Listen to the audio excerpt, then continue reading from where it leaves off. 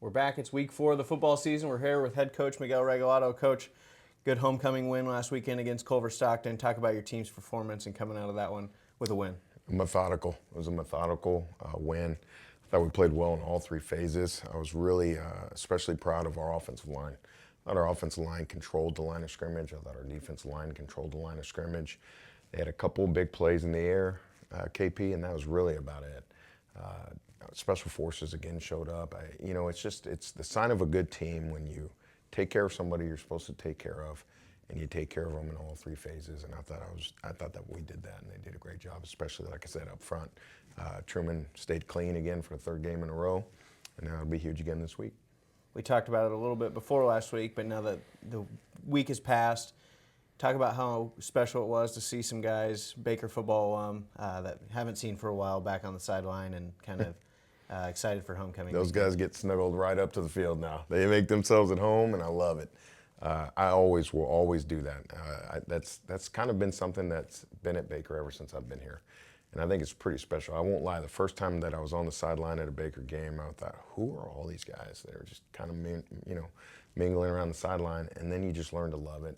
You learn to embrace it, and you see how special Baker University football is to a lot of people that have been a part of it. So we will always continue to do that. We have another special day coming up here in honor of Coach Frangoulis, so I'm hoping to see a lot of his former players here. It's just an exciting thing to see. Big week for you guys. Head to Atchison, take on Benedictine, number 13 in the country. Talk about what you guys need to do, come away with a win in that one. They're a talented group. They're talented in all three phases. You've got two very dangerous wide receivers. You got a quarterback that doesn't make a lot of mistakes, a very quality offensive line. So Coach Pauly's group has their work cut out for them. For us on offense, it's the same. I mean, you got a group that shows you a lot of different looks. Our offensive line has really had to prepare this week because they show multiple fronts, multiple pressures, and we've got to be able to protect against everything. And so that takes a lot of focus and a lot of work and a lot of detail, but our guys have put that work in this week, so we're excited. I think, and I know I'm biased, but I think Special Forces is going to play a big deal in this game. They have a punter that has got a big leg, so he can change the field position in one play.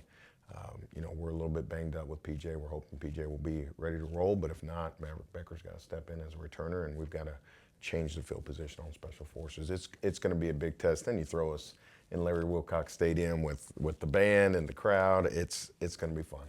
Absolutely. Last year, rainy, cold, got off to a slow start, couldn't quite get things rolling after the slow start.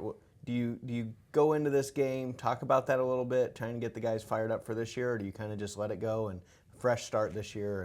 And we watched it as an offensive line. What I wanted to do, KP, is I wanted to show our group, especially on the offensive line, that we were controlling the line of scrimmage. Unfortunately, we spotted them 10 points with two, opening kickoff return for a fumble.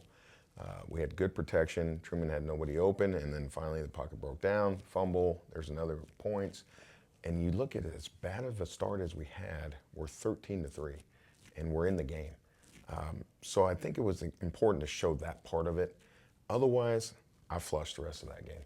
That was probably the most miserable game I've ever been a part of. Now, I faked it as good as I can, but that was a miserable football game to be in. I think that's probably one of the regrets of the 23 team, was probably that one game. But we did show enough to say, hey, listen, it's not like we took a complete beat down. We just really put ourselves in a hole, and I don't expect that to happen this week. Absolutely. We'll talk to him in just a few minutes. But Tony Kennedy, talk about what he's meant to this offensive line and kind of leadership he's brought to the team this year. I think you said it perfectly. It's leadership. KP, I've shared 5 things with our team that I think is the difference between good football teams and great football teams. One of those is leadership. And I think we had a vacuum of leadership here in the past year. Tony has come out of his shell. He's a player now. When I got here, there was hey, this guy is really big, he's really athletic, but we're not sure if he's a player or not. And he's just gotten better and better and better each time, each game that he goes out. But he's brought the leadership to our group, which is what we were sorely missing. I think you should be able to go into every room in a position group and say, okay, who's the leader? And if they can't tell you who the leader is, you don't got one. And I think if you asked our group who it is, it's Tony. Not only has he brought leadership, he's a quality tackle. He's got as good a kick set in the pass game as you'll see in our league.